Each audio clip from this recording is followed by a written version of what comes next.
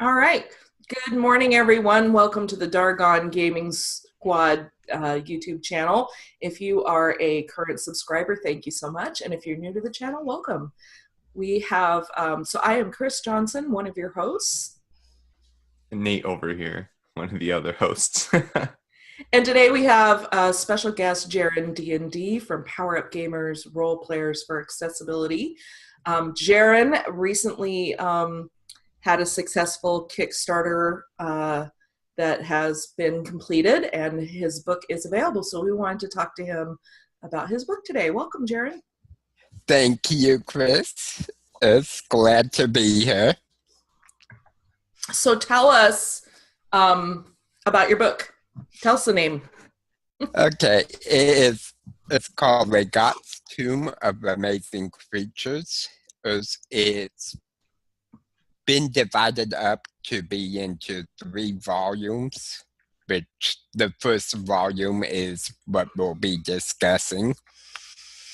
And it's basically a monster compendium, monster manual type thing for 5th edition and D&D.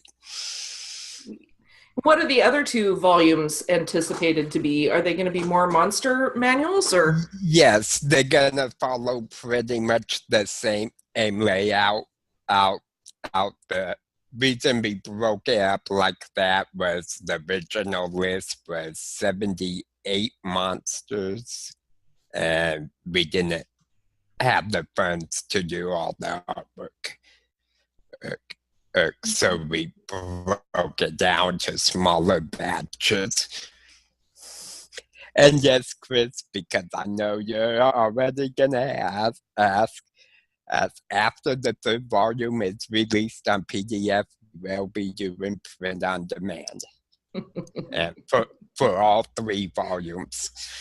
Jarin knows me well. He knows I am a tactile person. I like to have a physical book in my hands. Yeah, as she does. So, Lagat's Tomb of Amazing Creatures. So tell us about the name. Where did that name come from, and what's it about?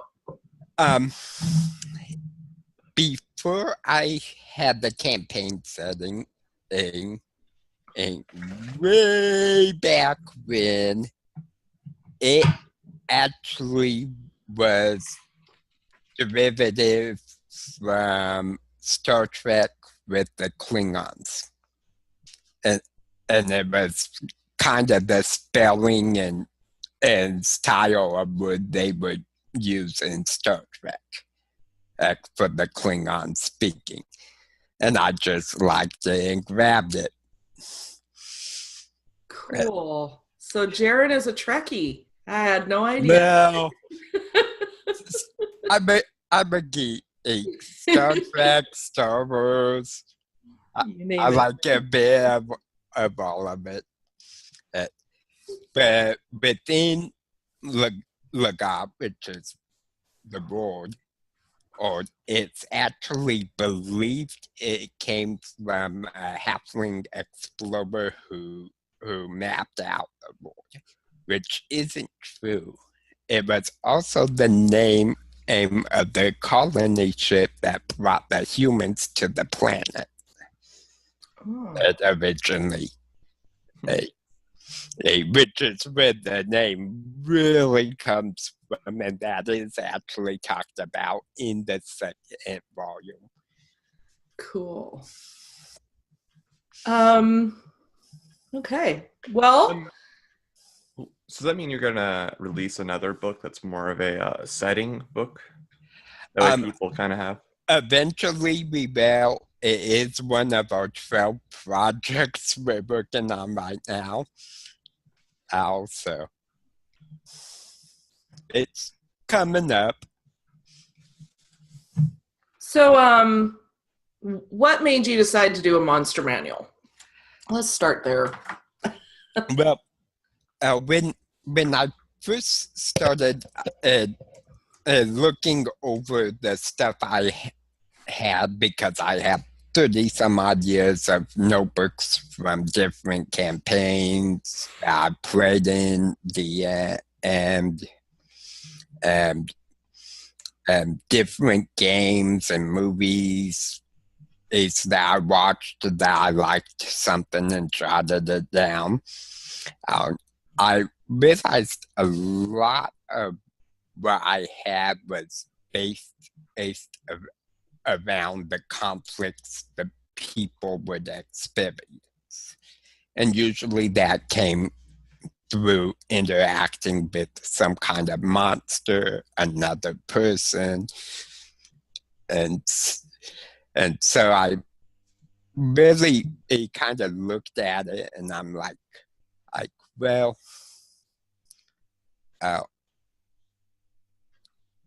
to begin producing content, I have all these crazy monsters and stuff I've used that my players enjoyed that no one else has seen. So I'm like, that would be kind of a cool place to start. It's pretty easy because the DM tells you exactly how to build a monster for each CR, or gives you basically what the hit points should be, damage should be per round, and so it just kind of went from there. And it was like, well, if they get a feel for the kind of things they can encounter, then they'll want to see the setting. So there's 75 monsters in this volume. There will be right? 78 between all 3 volumes. Okay, how many are in the current? I thought there were 75 in the current volume. No, there's 26 in the 26. Okay, and how many of those are monsters that you had that fit what you were just saying? How many? What's the about 90% of them is stuff I've used throughout 30 some odd years. There's only maybe a dozen monsters on the whole list that are pretty much brand new. Wow, that's I had no idea. That's really cool. So how did you, I mean, that kind of touches a little bit on this question of how you came up with your ideas, but like there's a lot of different things. For example, in volume 2, I believe it is, we have a creature called the Zing Bugbear. It looks pretty much like your normal bugbear. But one of the things I did at the time, I had just watched like the first season of Flash. The Flash from Marvel. Or had gone back, read some of the comics, and I kind of took the idea of, wouldn't it be cool if like this one type of bugbear had the power of the Flash and could move like super fast. So that's kind of what I did on a lot of the monsters, is I just came up with an idea. The Sky Kraken again in volume 2. Typical Kraken, except for it floats in the sky. Except it floats up in the sky, and people actually use it kind of like an airship. That's cool. So with just different crazy ideas like that spoke to my interest. Some of them players have given me, some of them I've done, some of them were a surprise to both of us and actually happened in session. I want to ask you, though, about going back to the CR rating and how the book explains like what's an actual difficulty. One thing I notice is kind of hard for me is when I'm trying to balance a monster, it's really easy just to do the health and damage. But the problem with that is a lot of the monsters have a lot more pertaining to the actual skills and ability they possess that changes the difficulty of the monster, that deviates from either making less or more from what the book can actually state. So is that a problem for you? Actually, it wasn't, because the abilities are taken into account with the damage. At how the DMG does it. For example, I believe it's CR 12 does like 143 damage per round between all its attacks and abilities. So you divide it up. Okay, this ability gets this much. But I'm also saying, though, too, is like, it's not just ability that you want to necessarily take a look at. Some of the more sneaky stuff, like things that you can drop from the ceiling, or things that can suffocate them, things that can incapacitate. Like, all those play a role to difficulty, which... Yeah, for example, I have an ability in the first monster manual or on the creature Dream Wisp. It's even though it's a lower CR, I believe it's only a CR 5, but it has an ability called Unseen. Unless you're asleep, eat, pretty much dead, or in a trance, you can't see it. And there's a difficulty check, because you can notice it's the effects of it consuming dreams. Which is like a hazy mist. But because of that ability, it will be really hard for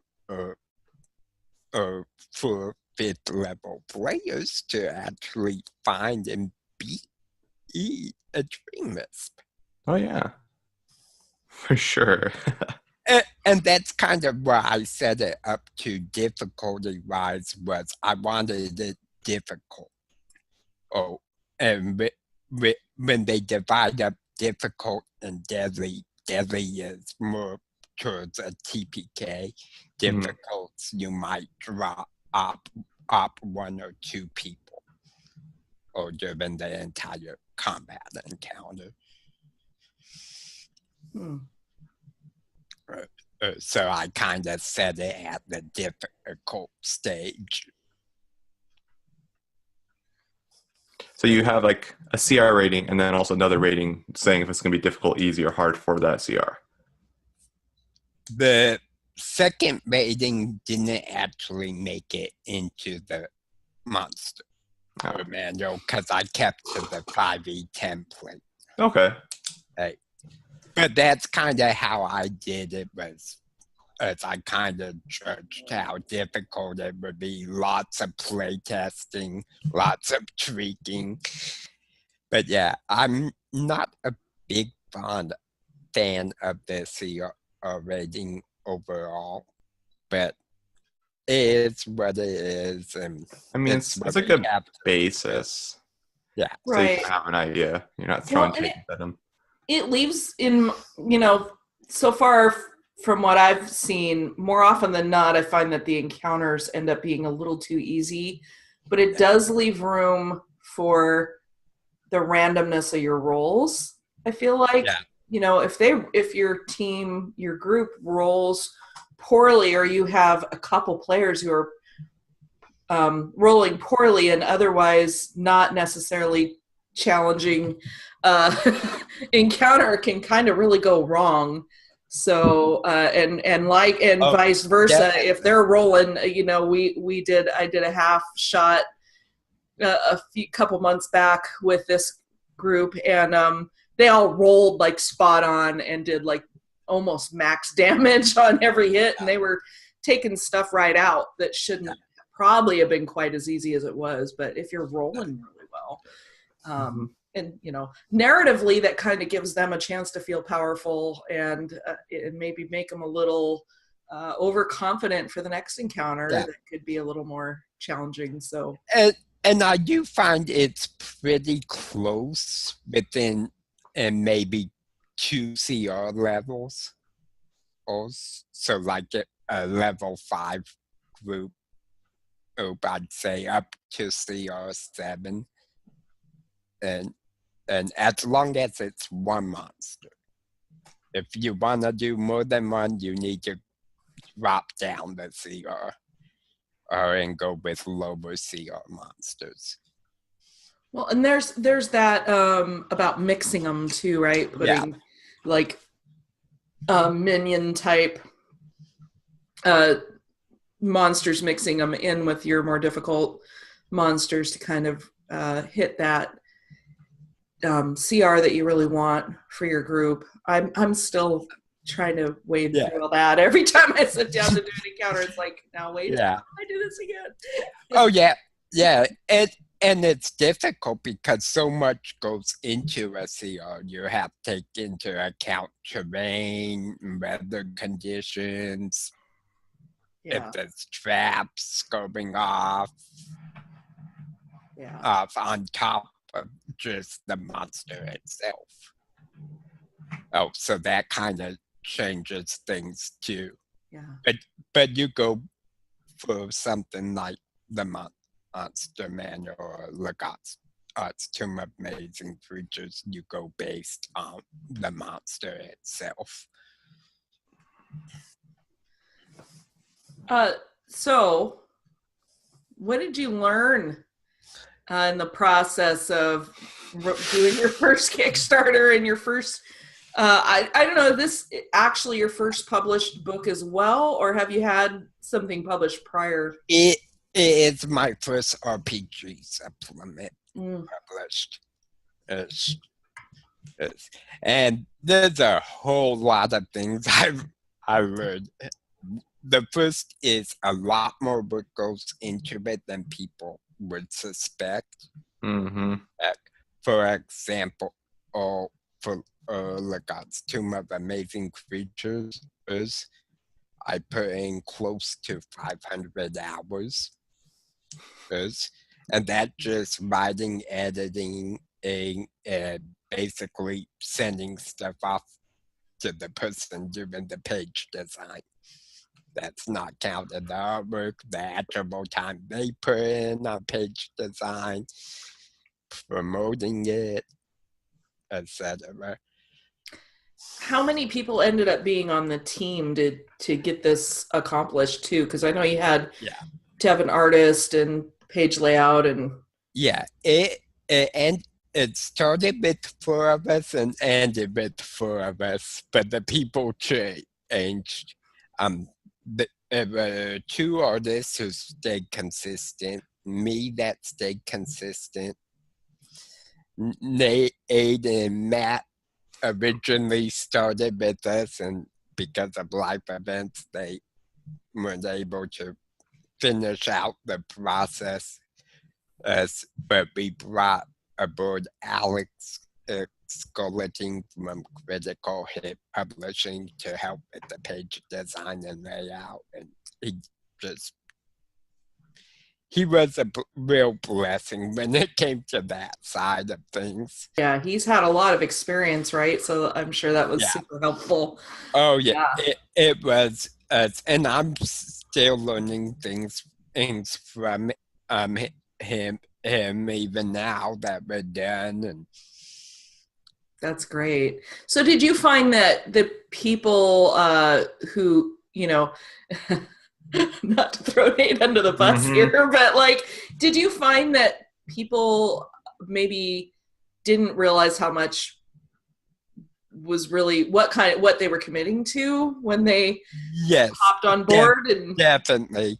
I found that throughout doing YouTube, the Facebook community, with admins, that people really don't understand how much work is involved to do a project. Yeah. And when they find out, they tend to disappear. So now knowing what's involved, how would you approach the next project? Like, how would you handle that going forward for the next project? Well, it is actually pretty much the same aim for me as I do what I can myself, and if other people help, good. And if they don't, it still gets done. Now, some of it, like the artwork, obviously, because I'm nowhere close to an artist, as I actually have to make agreement with them. Yeah. That's good, though. You're helping the artist community, too. For the second volume, which is kind of nice, I've actually already talked to John Pinter, and he's going to be handling the artwork.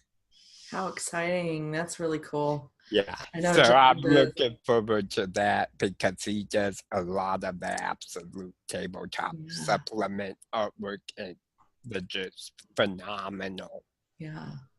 Now the artwork you have is really great. So for those who were involved in the artwork, you did a great job, and it looks really good. The layout's really nice. I was really pleased with the artwork that we got. And my personal favorite is from Anna Dunster, Kibble's daughter or daughter-in-law, of the Breezeborn. The idea for that was as kind of from there's a tall tale in the U.S. about Pico spill of roping a tornado. And the idea was, well, what if this tornado storm was an air elemental in the shape of a horse and you could ride on it? That's a cool idea. and Anna just did fantastic. Even though I love a lot of the other pieces, that one was definitely my favorite in the first volume. Cool. All right, so we know that there's at least one more volume. Sounds like two. There is planned to be two more. The second volume we are looking at kickstarting during the month of August and having it out mid-December. August of this year? Yes. Oh, wow. Oh, wow. And then the third volume we are looking at doing early in 2019. Wow. So have you guys already started on the second? Oh, yes. Iteration? Second and third volumes are pretty much close to being done as far as writing. It's just play testing and doing tweaks and edits.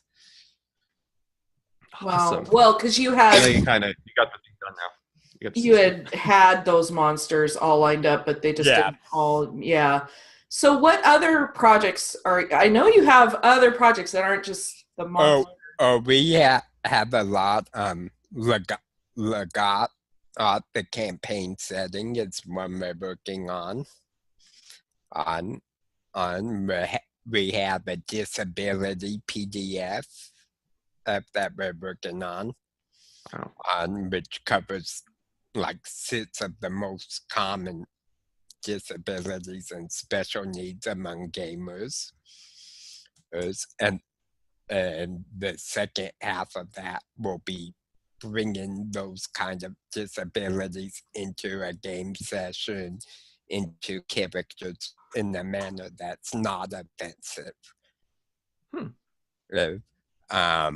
We have a couple of adventure kits we are working on very similar setup to Oath of the Frozen King, simply because we took the template of how they made the adventure kit and we're following that model. but we have some for desert. I believe we have one for an totally underwater adventure. Wow. We're doing. We're working on a backstory PDF that talks about what it is a backstory, how to make a backstory when you put in too much into it, when you put in not enough, and then listing out probably a dozen sample backstories. Are any of those projects imminent? Are any of those going to be seen this year, or how does the timeline? Those are probably all going to be 2019. Okay. And are they all going to be Kickstarted, or are you going to? What are we keeping our eye out for constant Kickstarters, or? It's a lot of it's really gonna depend on sales of what we've already done, and simply because I'm by no means a rich man, and I know for Volume 2 of Legate's Tome of Amazing Creatures, if I wasn't to kickstart it, I would be paying close to $1,200 for artwork. Wow. Yeah. So artwork's spendy, especially for like a monster or manual type thing. So one of my favorite sessions I ever played with you was Fairy Tale Adventures. Any plans in the work for a adventure kit for that? Quite possibly. I haven't put it on the list yet. And I definitely would like to see something like that. Yeah. Even though I know like Marquise did Grimdark, which is kind of a fairy tale thing. But mine's kind of a unique twist. Mm-hmm. Yeah. But you will see some monsters you recognize throughout all 3 volumes. Great. I'll have to look for those. Simply because you guys have it. Because you and Nate have been my players. In fact, Nate will know the Pyrabone, the giant fire skeletons. Fire skeleton ogres, so we imagine them. So when are we going to see Jarin back in the GM seat? It's been a while.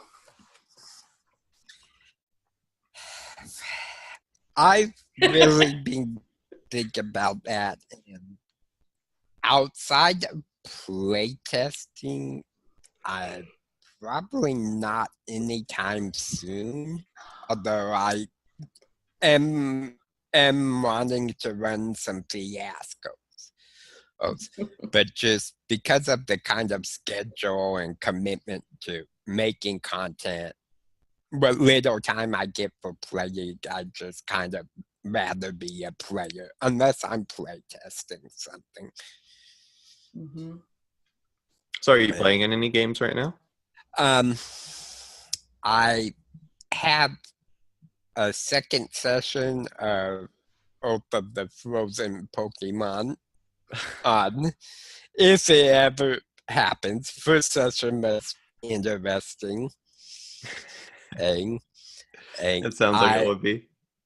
I have a off again, on again campaign with Merij, Jonathan, and Bella, called Canaan's Vigilantes, which we are basically convokers.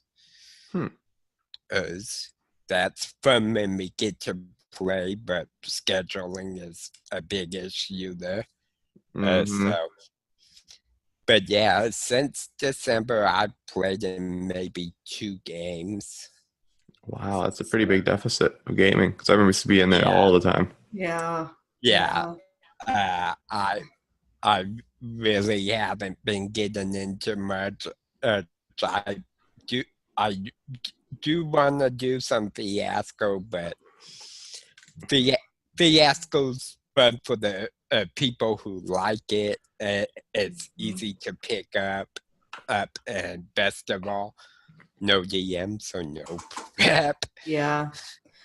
No DM. The only thing about that is, you can't showcase your monsters in Fiasco. So, yes. yeah, Fiasco. And I do have a Fiasco playset on Drive Thru RPG. That's pay what you want. It's called a Fiasco in Camelot. We'll be sure to link that below for everybody. And that was an interesting thing. I wanted to do a quick Fiasco set, and I took Camelot because I had noticed there weren't really anything for Camelot. And I learned some stuff I never knew. For example, Glastonbury Abbey is one of the places believed to be Avalon, because it floods during the wet season and turns the abbey and the immediate land into an island. Very cool. And so that was fun, and it's just something small. Haven't gotten to actually play it yet. That's got to be fixed. But that's done quite well. It's had like 70 downloads. Oh wow! Excellent. So people seem to be enjoying the concept of it, at least. That's really great. Yeah, and is it over on the Bully Pulpit website as well, or no? It's strictly Drive Thru RPG. Oh, okay. So I know they have a lot of free playsets there. Yeah. I didn't know how that worked for submitting them, but yeah, I know they have a way to submit them, but I haven't really looked into that yet. cool. But we are hoping to kind of do a couple more miscellaneous Fiasco playsets this year too. Along with Volume 2 of Legat's Tomb of Amazing Creatures. And depending on time, we might put out one of the other supplements. It kind of varies. Is one of the things I'm pretty consistent on is 2 hours of writing 5 nights a week.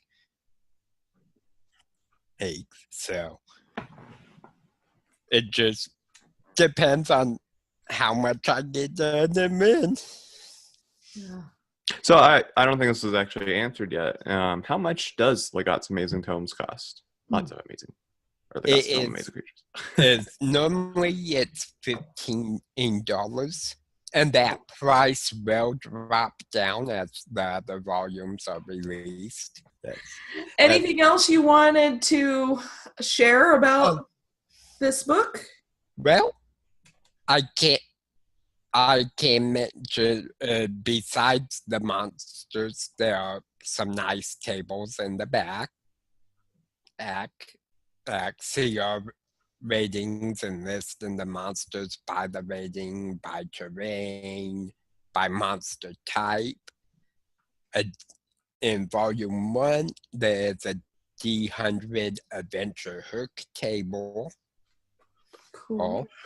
In Volume 2, we are working on a D100 Magic Item table. And then in Volume 3, we are working on a D100 Faction table. Fashion table? Is that what you just said? Faction. Oh, sorry. If people roll on the magic table, are all the details going to be there with it, or is it just a table of things that are in the DMG? Oh no, they're gonna be custom made. Okay. But yes, And what we're looking at right now is name, the magic effect of the item. So we might have the Ring of Throck, and whoever is it might get a minus as 1 to the strength, for example. And of course, it'd be a cursed ring, and then there will be details on it being cursed, how to remove the curse, etc. But we don't want to use like common items like healing potions, for example. Well, any other questions for Jarin, Nate?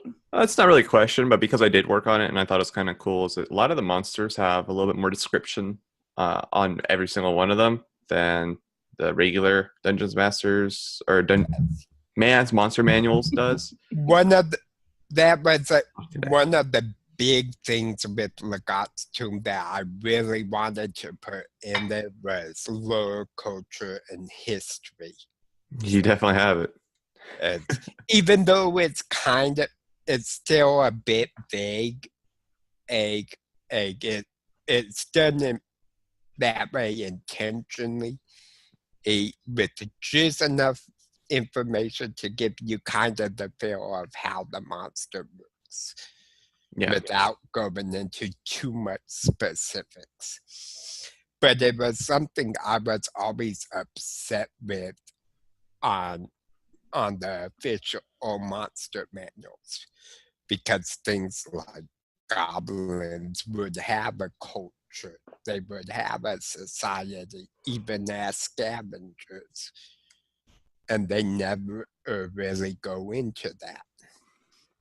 So it was kind of my way of trying to fill that void, and I've gotten a lot of feedback that people enjoy those sections. Yeah. Because when you read Go ahead. That's because when you read a monster manual, which I think is my favorite part of the D&D books that I always enjoy, you want to feel like you're actually reading like a little excerpt on them as somebody who's actually studying them. Yeah. So you get some more lore in. Yeah, does that include, I'm sorry, I couldn't find my copy. I know I have it on my computer somewhere, but does it include like other creatures they hang out with? Like, who they team up with? There is a little bit of that with some of the monsters who can summon other creatures, but for the most part, it talks about whether they're solitary creatures by nature, or whether they dwell in packs of their own kind. I know I really like to.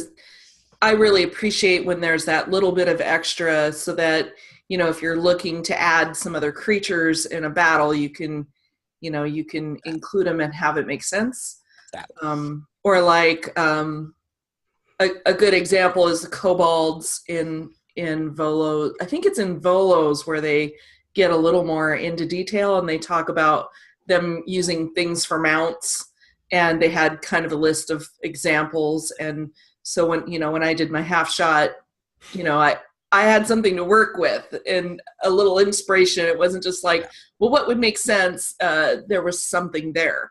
And so I really like seeing that, because it's helpful in building encounters. Yes. Now, if you look under the history sections, and one of the historical events in the GOT was the Dragon Wars, in which Tiamat basically led all the dragons, Dragonborn, kobolds, all that against the rest of the races. And you will see the creatures in the history section and are often talked about as being part of that army or part of that horde, but it doesn't really tell who the rest is for other than Tiamat. So, Jarin, do you feel like your monsters are pretty system agnostic, or are they exclusive to D&D?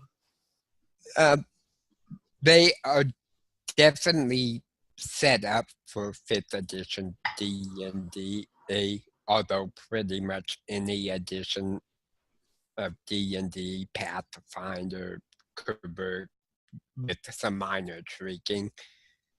But in general, it's built around D&D, 5th edition. And is that the direction most of your supplements are going to be? You think that's kind of your primary game? And yeah, I would say a lot of them will be, because that's both what I play and what my players tend to like to play. But I am trying to branch out with doing some of the fiasco stuff and exploring some other systems as well. Excellent. Well, guys, get out there and look up Legate's Tome of Amazing Creatures on Drive Thru RPG. And yeah. That threw me for a twist. And thanks so much, Jarin, for joining us. And we wish you good sales on your book. And we're looking forward to new volumes. And definitely a pleasure to be here. I always enjoy hanging out with you guys. So it's always good to see you. Anything else, Nate? I think you pretty much said it all. It's like seeing you again, Jarin. It's been so long. And actually, the whole YouTube community. We've been on a bit of a hiatus. Yes. So, all right. Well, thanks so much for joining us. If you enjoyed this video, don't forget to give it the thumbs up so that we know what kinds of videos to put out. And until next time. Get out there and get gaming. And looking up that tomb.